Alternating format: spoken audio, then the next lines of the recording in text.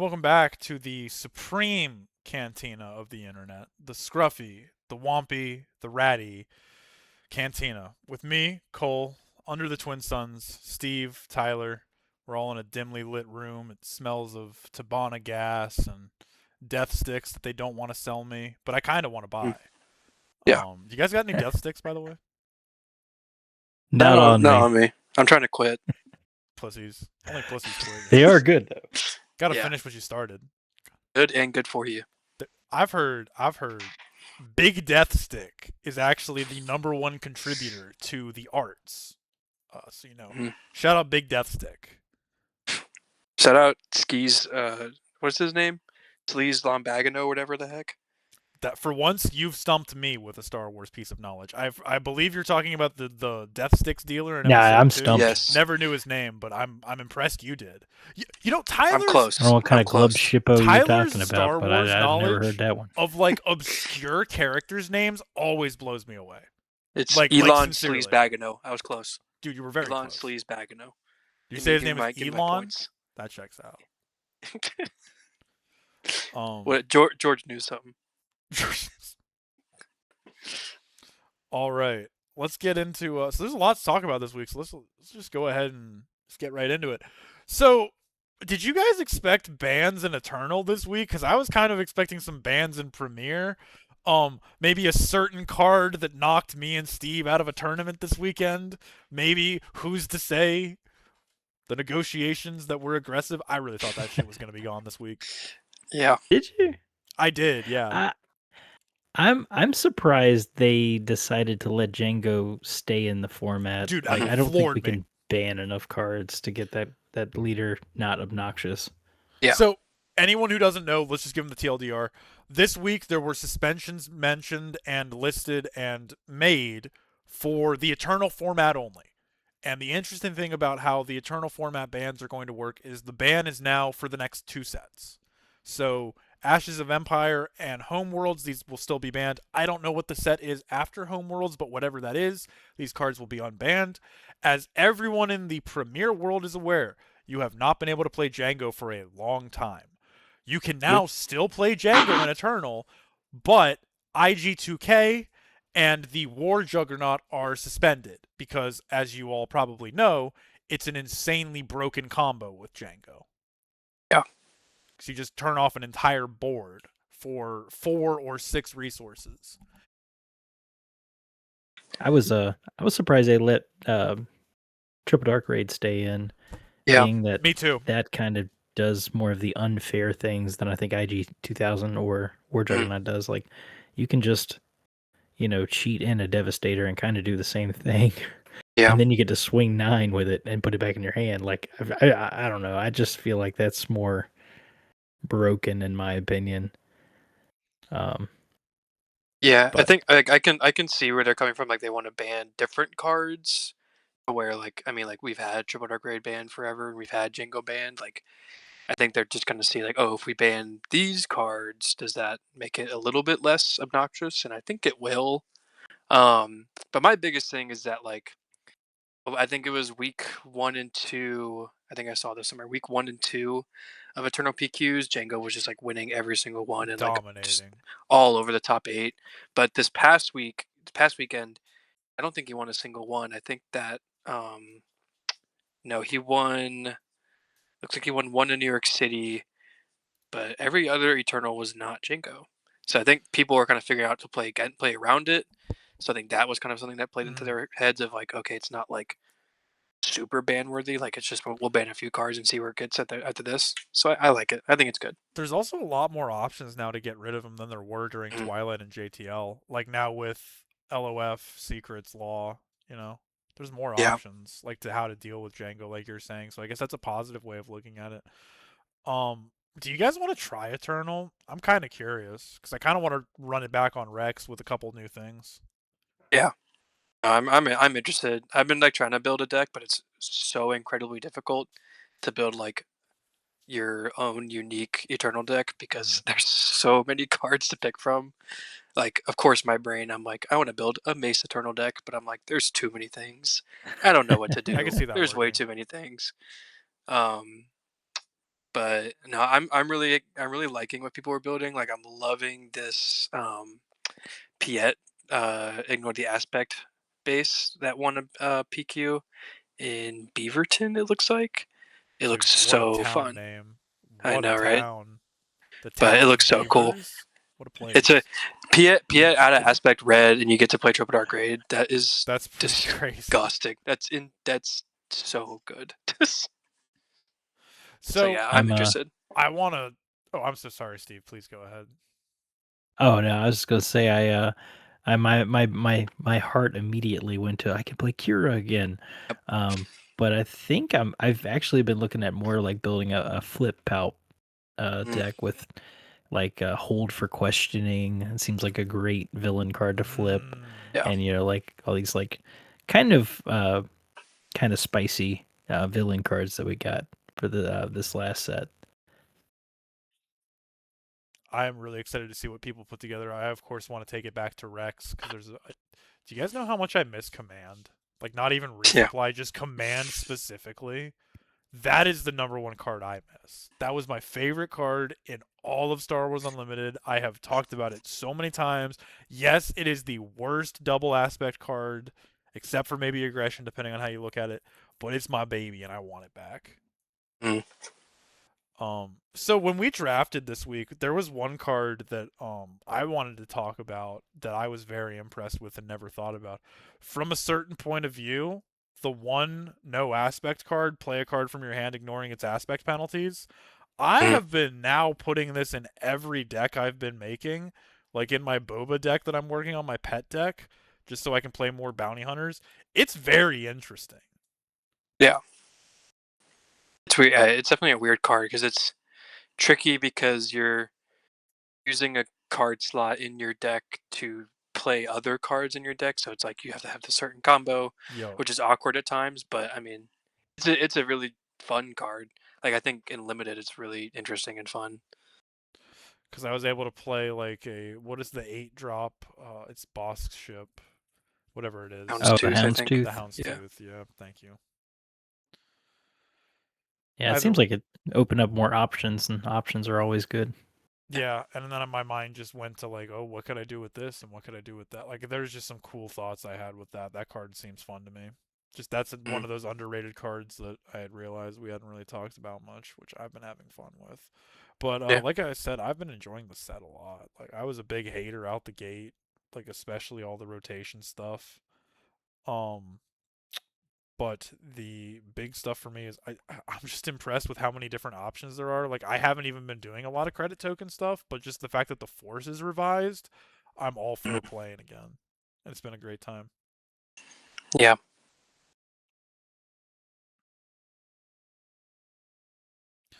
So how did you guys, or Steve, I guess you and I can talk about this. We had our win-a-box at Waterloo last week, and I had a good time. We had a lot of players come out. That was a lot of fun. 13 players, something like that.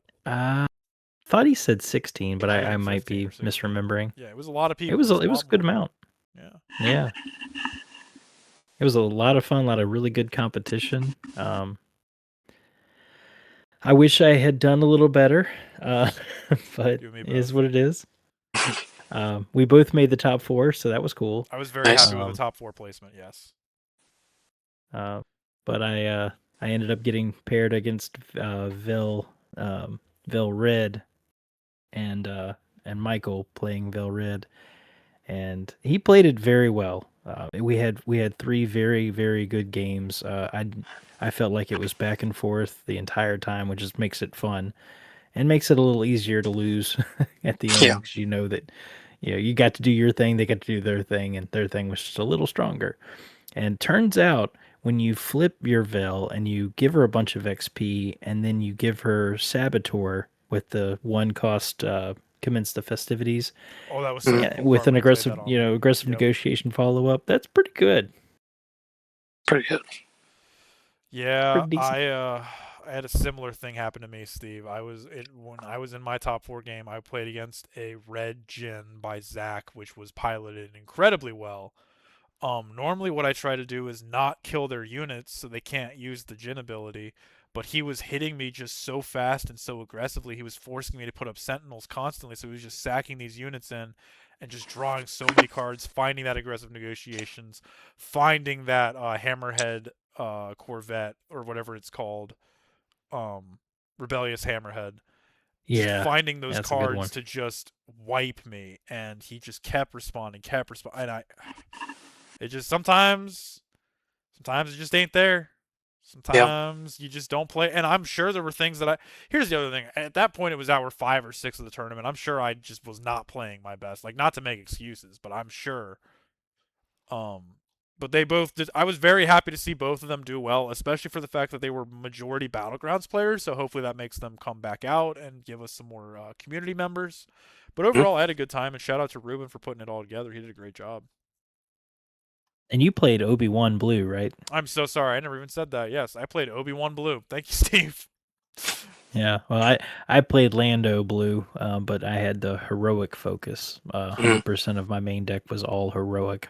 I love that. And then my sideboard was just a bunch of vigilant stuff that I could bring in against space, like hyperspace disaster and that kind of thing.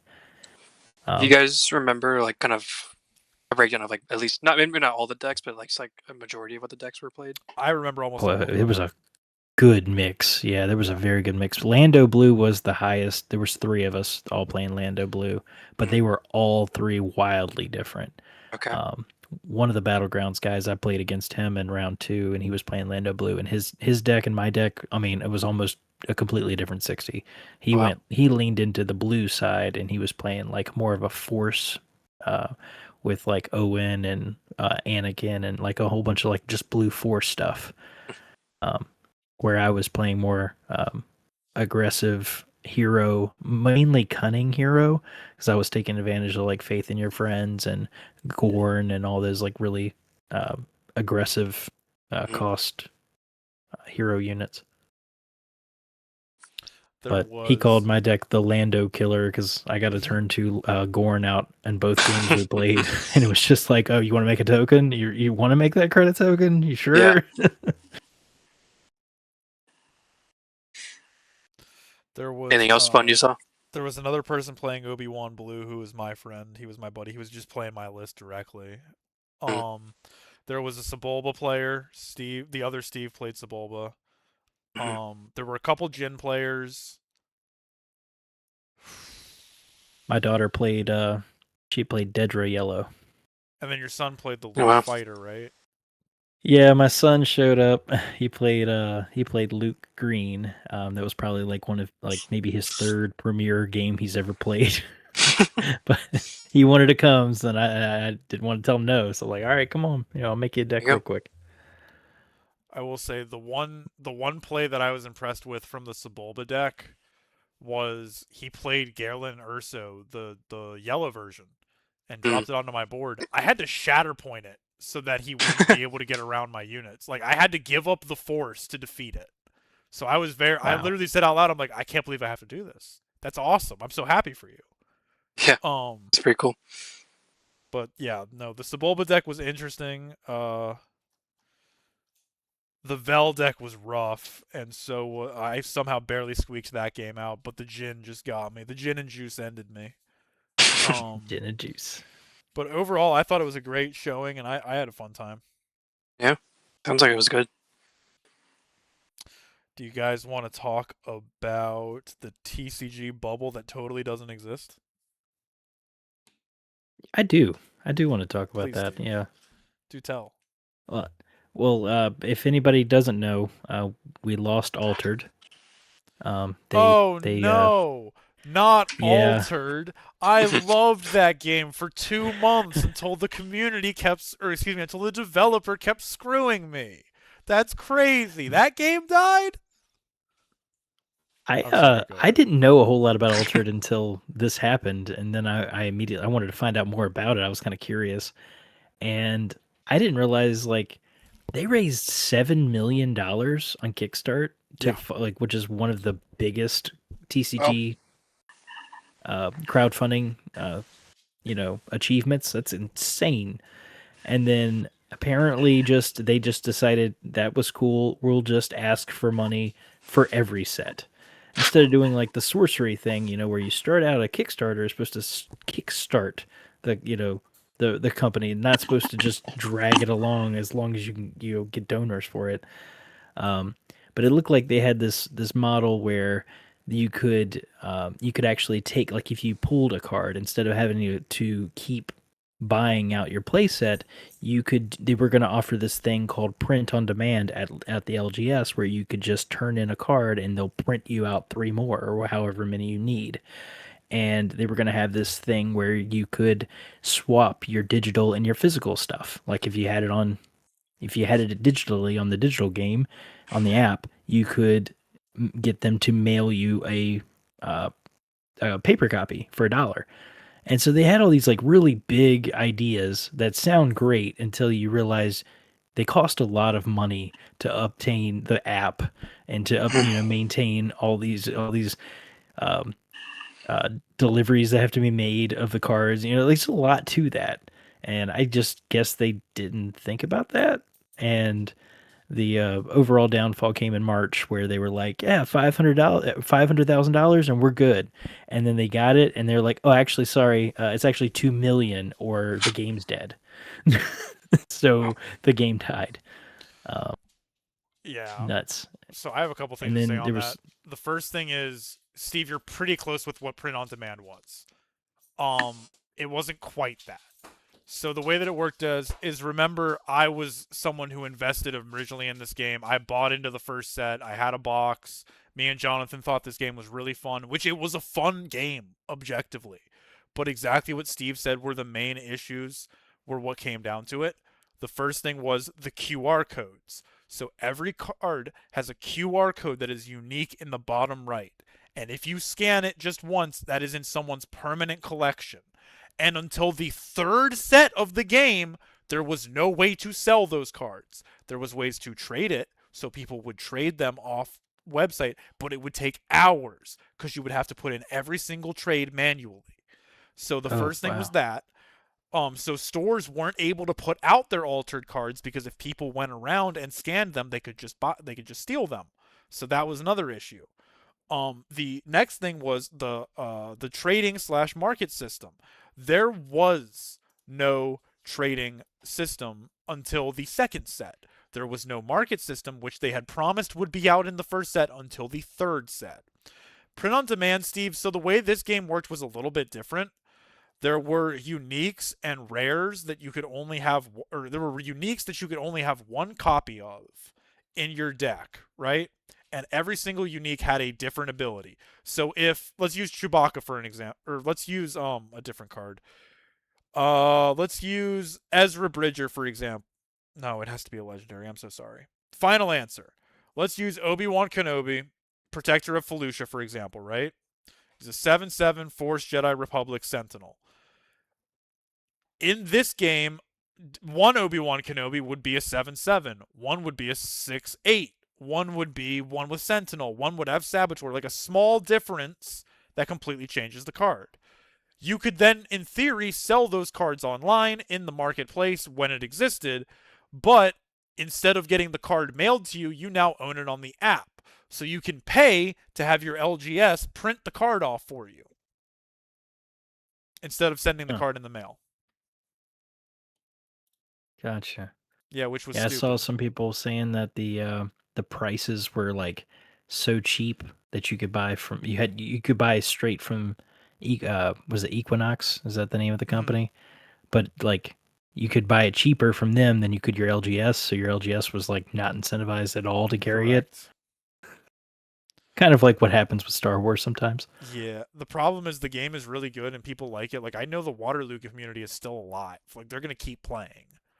Um, but the weird thing is, all right, let's just talk about Kickstarter games. They're really bad. I can name five off rip that have failed in the last couple of years: CryptoZoo, MetaZoo, uh, Altered Now, one of the Neopets games, and there was a fifth one I can't remember. But the only good one is Sorcery. That is the only good one. Every other one has failed. I don't want to hear people talk about Cyberpunk is the biggest one ever to get there. That's not a good thing. If I said this was the most expensive plane crash in all of human history, people wouldn't be happy about that. It's almost like bad though, isn't it? Like if it's too successful, then they go, well, I guess we don't need to like manage our money that well. We just know it's going to come in. We'll just like keep holding every set hostage until the game dies. And not only that, what are they incentivized to do to make players want to stick around and play? They got their bag. Yeah. It's the same reason I don't pre-order video games anymore. Tyler, any thoughts? Not much. I mean, this is more on you guys because you guys know more TCGs than I do. That is fair. But I mean, I don't know. I haven't gotten down that rabbit hole yet of like Kickstarter games and like people having their own ideas and stuff. But it seems interesting. But yeah, the ideas that Altered has seems like it was kind of doomed to fail from the start. Yeah, in my opinion, it was too big. But yeah, I don't know. I'm glad that Star Wars is the uptick. Yeah, I'm excited for Star Wars Unlimited. The only thought I had about this is just if you pledge to the Cyberpunk game, I'm so sorry. Please don't keep doing things like that. Like, you could have played the decks for free, and you could have found out that it's just a shittier version of Lorcana. And it's just the main issue right now, Steve, in my opinion, and feel free to correct me, all the big game companies and IP owners, whatever you want to call them, are realizing, oh my god, these card nerds have a lot of money. Oh my god, they spend a lot of money on this crap. How do I get a piece of that? Because my girlfriend showed me, I think it was a My Little Pony game that's coming out, and I just went, All right. oh, excuse me, I've been informed it was Care Bears. The My Little Pony was a secret layer coming out for Magic. Yeah, that is a real thing. This is a timeline we're living in. Hell yeah. But Care Bears is going to have its own TCG. I bet you next week we'll talk about the Power Rangers TCG. I think every major IP is just going, how do I get a piece of that bread? And we've seen this before.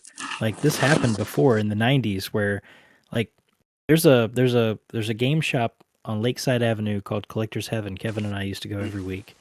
And you go in there and it's this like, it's kind of like a I don't want to talk bad about them, but it's kind of like a hole in the wall. And they've got every kind of card game you can think of. Like I'm talking like everything. Like if there's a random obscure CW TV show that came out in the night, they've got a card game. They got cards there for it. Like it's insane. And I think about that store now, like, man, you know, that there's so many card games that are coming and they're just gonna die. Like just don't do it. Don't dump your money. Like if the investors aren't putting their money into it and the company doesn't feel good enough about their own product to put their own money up, why are you going to put your money into it? This doesn't make any sense to me. Thank you. Specifically about the Cyberpunk one, you're telling me that CD Projekt Red, one of the top 20 most valuable video game companies in the entire industry, needs my $40 to make this card game happen? I'm sorry. They received 100 of my dollars when they gave me Cyberpunk not working.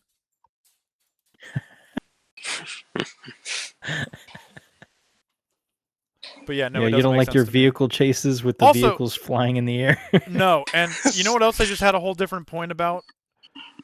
Do you guys remember this? CD Projekt Red put out a physical Gwent card game a few years ago, and it was supported for less than a year before it died. Oh. That is so sad. I would have played that game. It was good. Gwent. They just killed Gwent it. Is the shit. Because nobody played it. But yeah, that's my point. That's I guess this is just our warning of when just everybody's trying to get a piece of the pie right now, and just play the games you want. And obviously, this is a Star Wars Unlimited podcast, so play that game. It's also I've decided Okay, gentlemen, let's go into a whole different topic. So this week is a new Magic set came out, and allocation is really, really low for everybody across the board because, believe it or not, printing 7 sets a year makes it hard to make sure that all of your sets are on time. Would you believe that? insane, I know. So I've been trying to find a couple boxes all week, and I realized something. I'm gonna open a couple play boxes just because, dude, collector boxes of Magic are insane. Like almost Yeah. $500 for 12 packs. But it got me thinking about the next set of Star Wars, which is Ash of the Empire. It's coming out around my birthday in July. So I thought, what am I gonna pick up? I'm about to say something crazy, guys. Do you know what I think I'm gonna get? I think I'm just gonna get a single Carbonite box because it gets you so many legendaries and it hits that pack itch. I think that's gonna be what I get for Ashes of the Empire. Just the single collector's box. Because what they're Yeah. like We'll 250 see. pre-ordering Yeah. normally. Yeah. I think so, somewhere around that. Well, see when the Canderous Ordo leader comes out next set, and you're like, Oh, oh, dude. I've got to get that. If that is a thing, not even joking. Yes, I'm getting at least one, if not two, collector boxes. If the Canderous Order showcase is a real thing, I need that. Because I don't know if I feel like I get enough packs from like weeklies and stuff, and I feel like the play boxes of SWU they're okay, but I don't know. Maybe it's just I'm growing up and things are losing their luster, and this is not meant to be depressing. I apologize, but the SWU packs, I feel like I need to up the fanciness.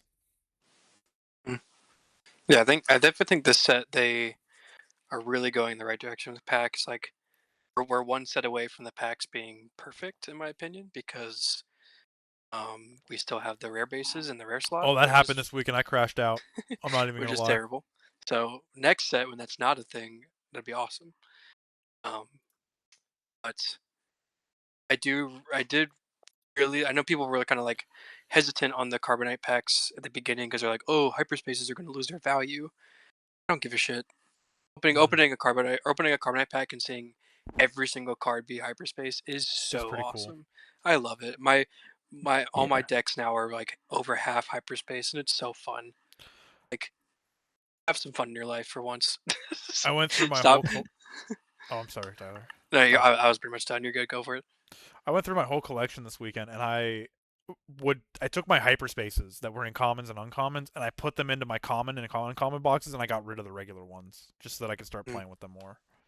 Yeah. You'd be amazed how many you have. But yeah, the TCG bubble. I know we talked about it. Just like if you just look around, gestures broadly, Pokemon boxes are crazy.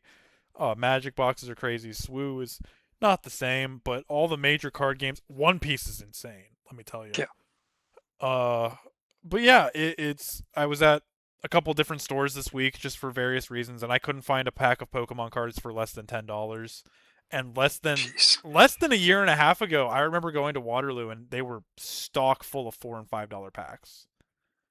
But yeah, it's crazy times. Yeah, TCG. Oh, I'm sorry. Go ahead. Just that I was done. Please go ahead. Just yeah, it's like times. the TCG bubble.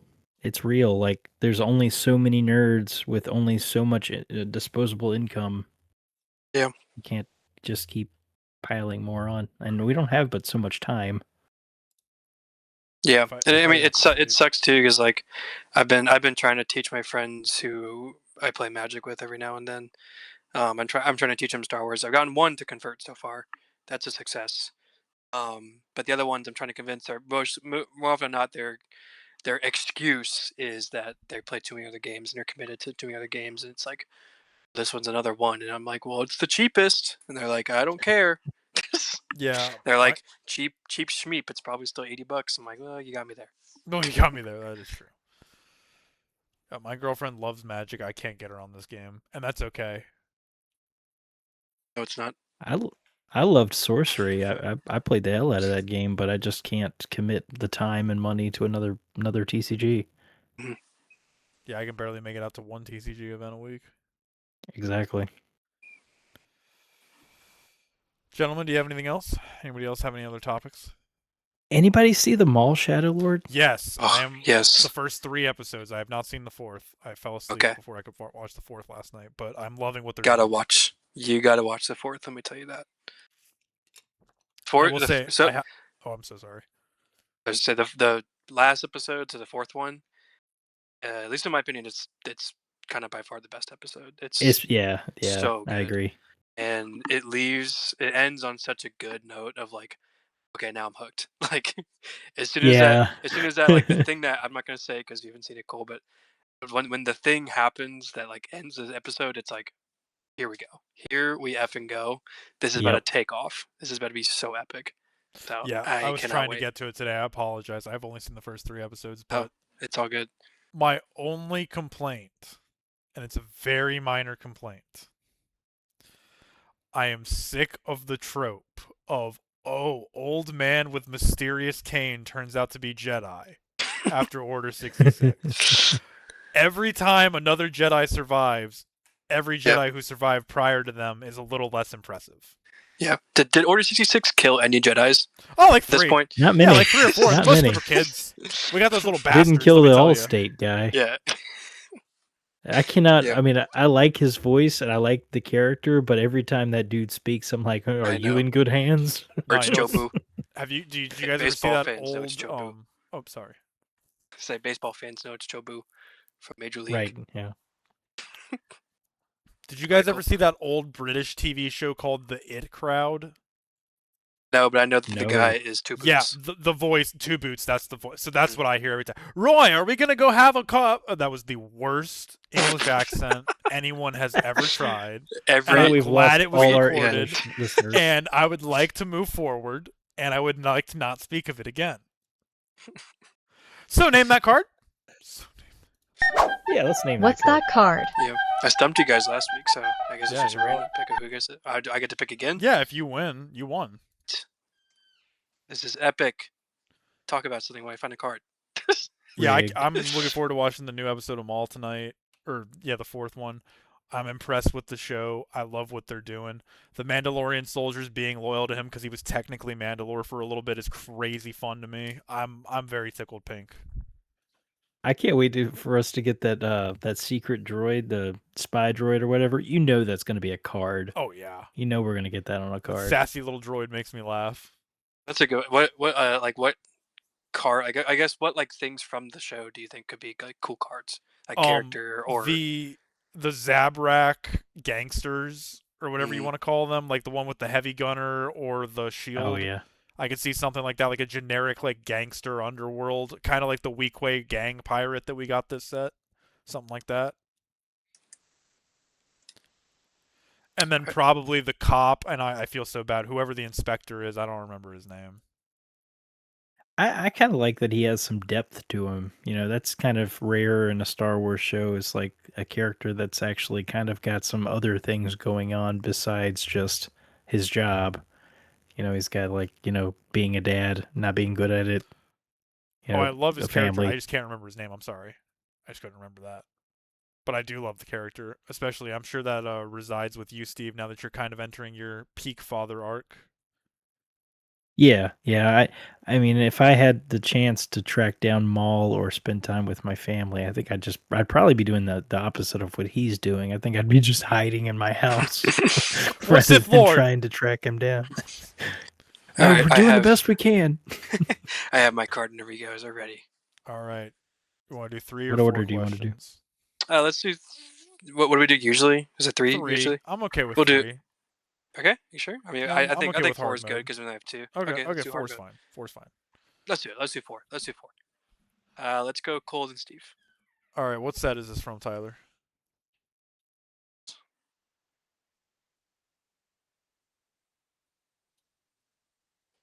What did he say? I have Shadows. no earthly idea. Did you Oh, not hear me? Shadows. No. Sorry. Shadows of the Galaxy. What aspect is this card? Is vigilance heroism? Okay. What are the tags? What do you mean tags? Keywords? No, I mean like. Oh, you mean- tribes. Uh oh. This is a Mandalorian bounty hunter. Oh, is it the Mandalorian? Correct. Cole, you ruined it. I thought it might be the Wookiee. I was gonna go Gentle Giant. So that's No. funny. I've been rewatching the show, getting ready for the movie. So I can't wait. Yeah, it comes out in May, right? Oh yeah, the movie's gonna be May good. 22nd. Tickets on sale tomorrow, guys. Cool. I guess by the time this is out, tickets already on sale. Go get Tickets on sale several days ago. them. Get your Go IMAX back in tickets. time and get them early. Well, gentlemen, Thank you for naming that card with me, Steve. You get to pick next week. Hooray! Anybody have anything else for the lovely people? Keep playing cards, keep having fun, and keep practicing. PQs are coming. Don't get cocky, kid. Dude, let me tell you, don't get cocky or else you're going to get your teeth kicked in. That's what happens to me. All right, everybody. Well, bye-bye now. We'll see you next time.